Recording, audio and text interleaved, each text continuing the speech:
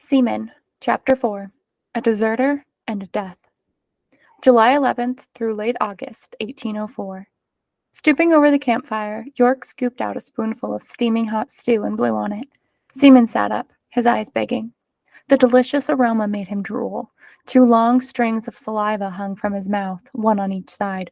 "All right, big fellow," York said, chuckling. "Here's a taste of what I'm cooking." York flicked a piece of meat onto the ground for SeaMan. SeaMan scrambled to his feet and snatched the piece of meat. Instantly, he spat it out.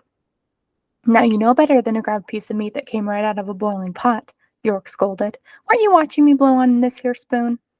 SeaMan rolled the meat along the ground with his nose, licking it tenderly. York sipped the liquid on his spoon. "I think our supper's ready to eat. What do you think, fellow?" At last the meat was cool enough for SeaMan to grab. He swallowed it in a single gulp and looked hopefully at York. York frowned. "Now look at that. You swallowed your meat so fast you couldn't even taste it." York flicked another piece on the ground. "This time, slow down and chew." While York cooked, the captains relaxed by the fire, their writing desks on their laps and quill pens in their hands. Each captain had an open bottle of ink and a journal to write in. All around the camp, the other explorers sat in groups around fires, cooking and writing, talking and eating. Lewis looked up from his writing. "You know, William, I'm awfully surprised we haven't seen any Indians since we left Camp Wood." Clark nodded. "By my estimate, we've come over 500 miles up the Missouri. There's plenty of game by the river. I thought surely we'd meet up with a few Indian hunting parties by now."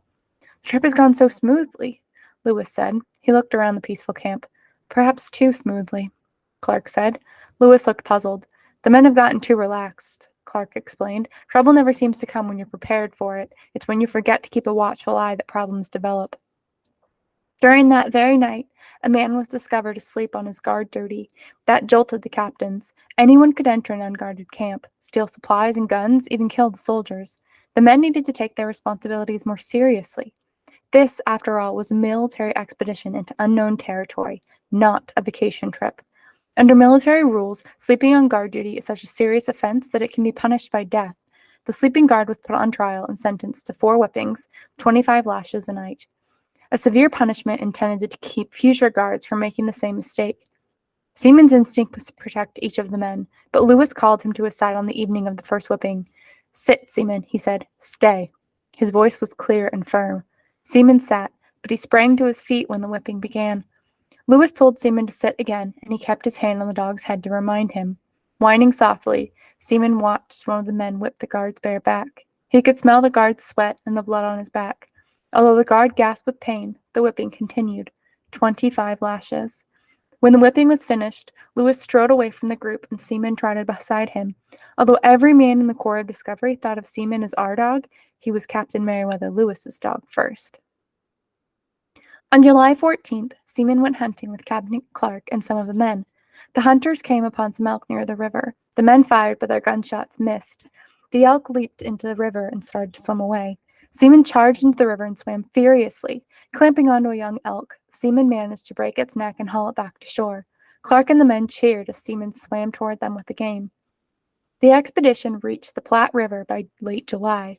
On the 30th of July, the captains took a walk on the prairie.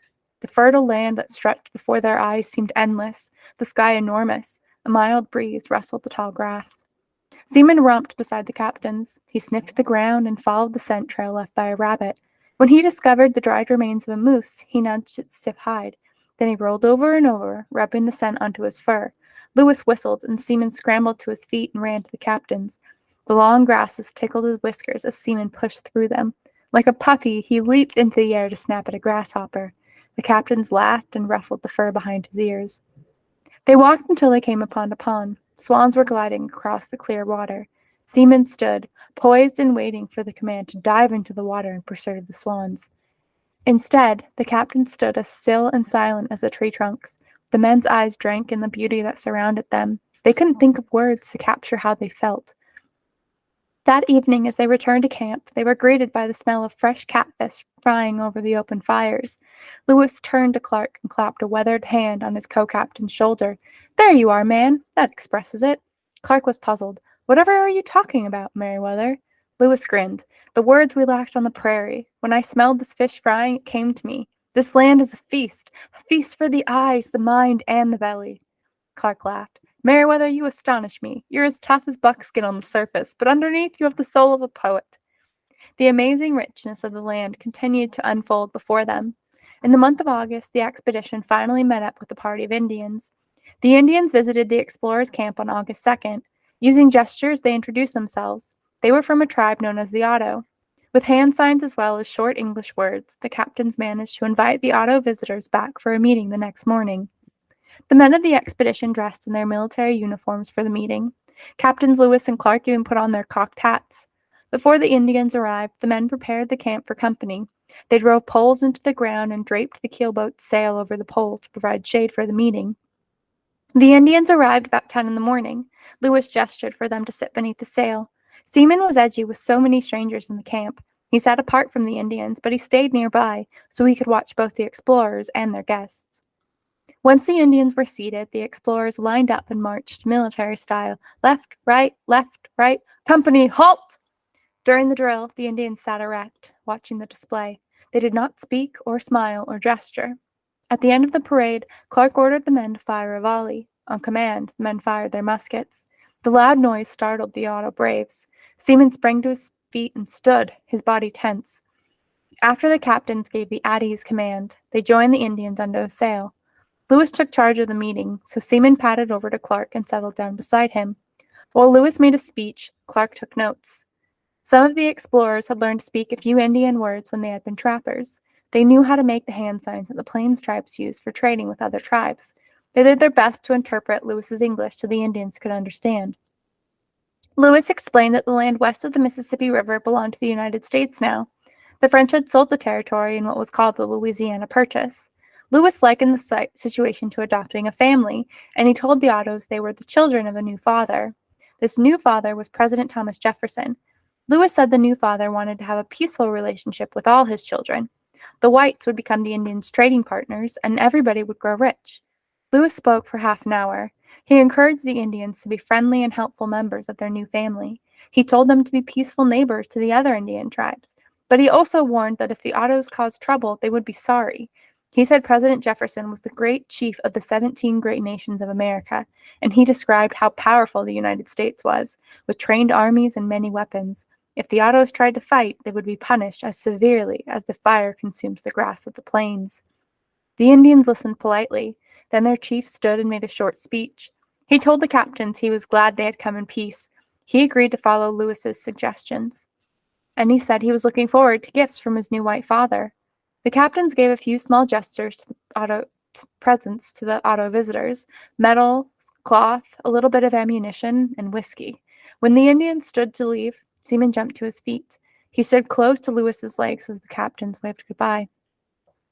The men packed up to continue traveling, and the captains discussed their first meeting with Indians. As he talked, Lewis knelt beside SeaMan and stroked his hair. "I think it went well," Lewis said. "What do you think, William?"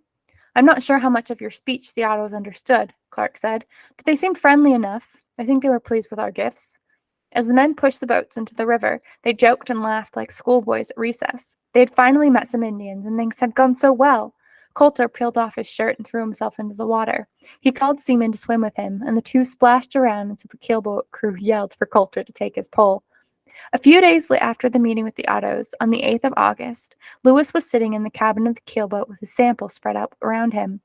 SeaMan sat beside him, sniffing the collection of dried leaves and animal skeletons. Lewis weighed and measured, sketched and noted. As he wrote, he asked himself how he could describe what he was finding in the wilderness so that scientists living in a big city like Philadelphia would be able to understand. Suddenly, SeaMan stood up. The smell of birds was blowing off the river. He stuck his head out of the cabin and woofed. The smell was very strong. "Captain, take a look at this!" called one of the men in the front of the boat.